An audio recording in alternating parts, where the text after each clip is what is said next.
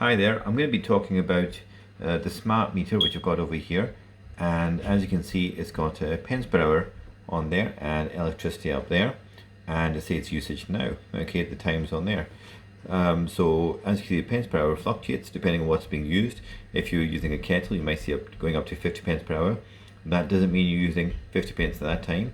What it means is that if you use that kettle for a full hour boiling at that rate, then it will cost you 50 pence. But most items will have variable power, so they won't be just running at a constant rate. So just now I've got a washing machine running, and you can see that changes depending on whether it's going through a spin cycle or not.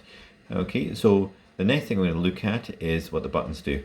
So I'm going to press this button down here, which is the gas and electricity symbol, and now you can see the gas usage, and you can see it just goes to today 42 pence. Okay, I'm going to press it again, and now it goes to gas and electricity. Okay, now that's today's usage. So I've used £1.62, and I can use the arrow to see what I used yesterday and the previous day and the previous day, etc. And you'll notice a day changing across there.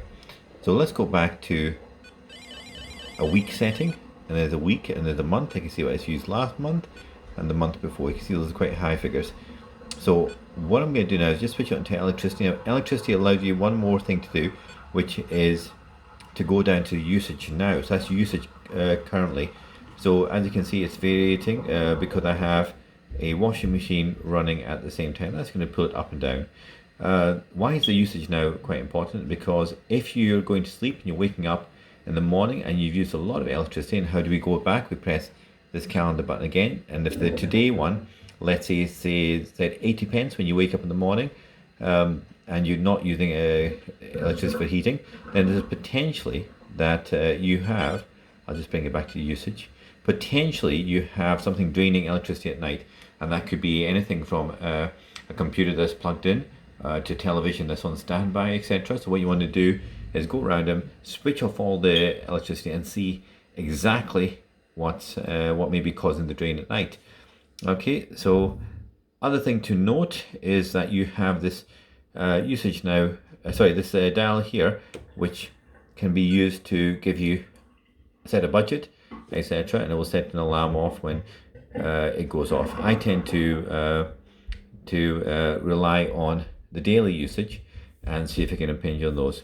Okay, I hope that's useful for you. Later on I'll be doing a little talk on how to get the best electricity method.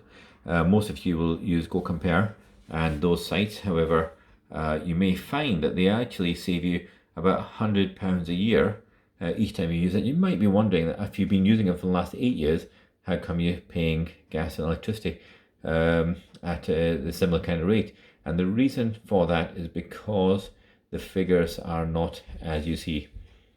Okay, we need to, in another talk I'll show you that.